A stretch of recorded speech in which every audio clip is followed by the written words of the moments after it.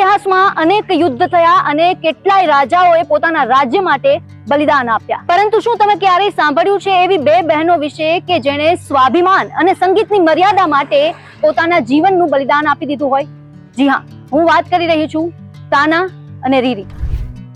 આ છે ગુજરાતના મહેસાણા જિલ્લાના ઐતિહાસિક નગર વડનગરમાં આવેલી તાના રીરીની સમાધિ. એક એવી જગ્યા જ્યાં માત્ર બે સમાધિઓ નથી, પરંતુ ભારતીય શાસ્ત્રીય સંગીતના ઇતિહાસનું એક જીવંત અધ્યાય શ્વાસ લે છે. આ તાના રીરીની સમાધિની નિયમિત સાર સંભાળ અને જાળવણી ગુજરાત ટુરિઝમ દ્વારા કરવામાં આવે છે.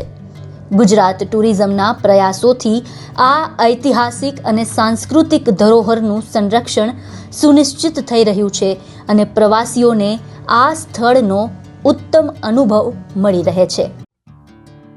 તો ચાલો જાણીએ કોણ હતા તાના રીરી અને અકબરના દરબાર સાથે તેનો શું હતો સંબંધ.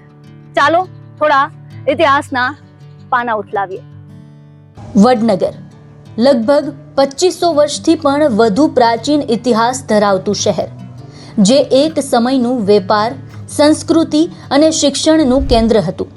પરંતુ વડનગરને વિશ્વભરમાં ઓળખ અપાવતું સૌથી મોટું નામ છે તાના અને રીરી.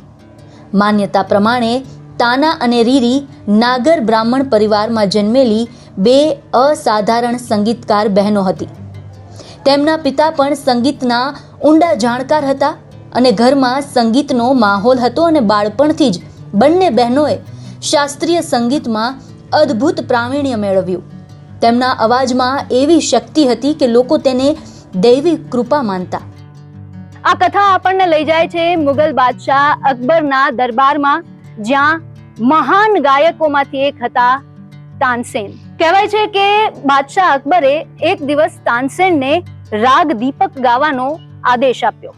માન્યતા અનુસાર રાગ દીપક ગાવાથી અગ્નિનું તત્વ જાગૃત થાય છે.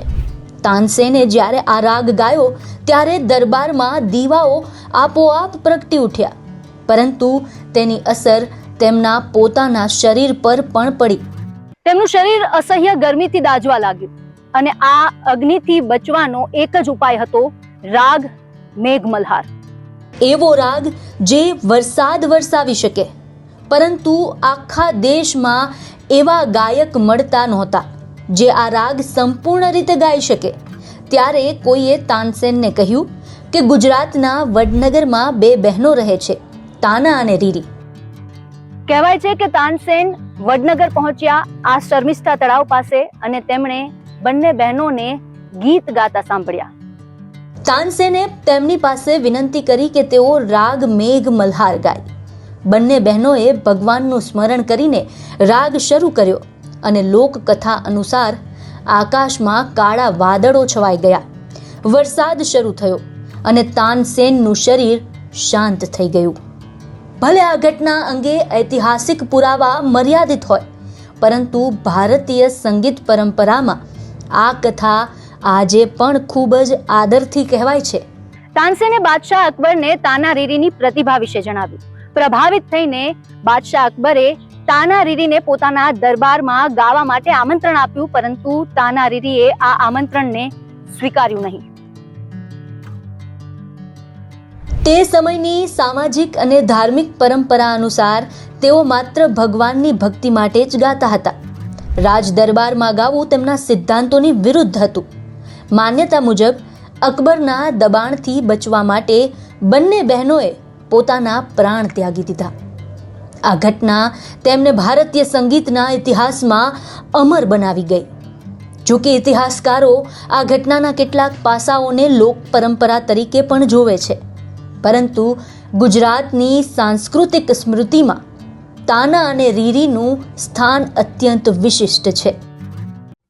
વડનગરમાં આવેલી આ સમાધિ આજે માત્ર એક સ્મારક નથી, આ છે સ્વાભિમાનનું પ્રતીક, સંગીત પ્રત્યેની નિષ્ઠાનું પ્રતીક અને ભારતીય સંસ્કૃતિની અનમોલ ધરોહર. અહીં દર વર્ષે તાના અને રીરી મહોત્સવ યોજાય છે. દેશ વિદેશના પ્રખ્યાત શાસ્ત્રીય ગાયકો અહીં આવીને પોતાની સંગીતાંજલિ અર્પણ કરે છે. આ મહોત્સવ માત્ર સંગીતનો કાર્યક્રમ નથી, પરંતુ તાના રીરીના બલિદાનને યાદ કરવાનો અવસર છે.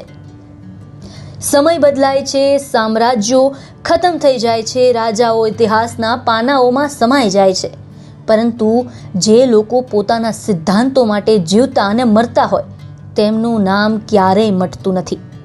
તાના અને રીરી આજે પણ જીવંત છે, દરેક મેઘ મલ્હારના સ્વરમાં, દરેક શાસ્ત્રીય સંગીતના કાર્યક્રમમાં અને વડનગરની આ પવિત્ર ધરતી પર આવેલી તેમની સમાધિમાં. જો તમે ક્યારેય વડનગર આવો તો માત્ર ફોટોગ્રાફ લેવા માટે નહીં, પણ બે એવી બહેનોને નમન કરવા માટે આવજો. અને હવે અહીં પહોંચવું સરળ પણ બન્યું છે, કારણ કે વડનગર પહોંચવા માટે બસની સાથે સાથે રેલવે સુવિધા પણ ઉપલબ્ધ છે.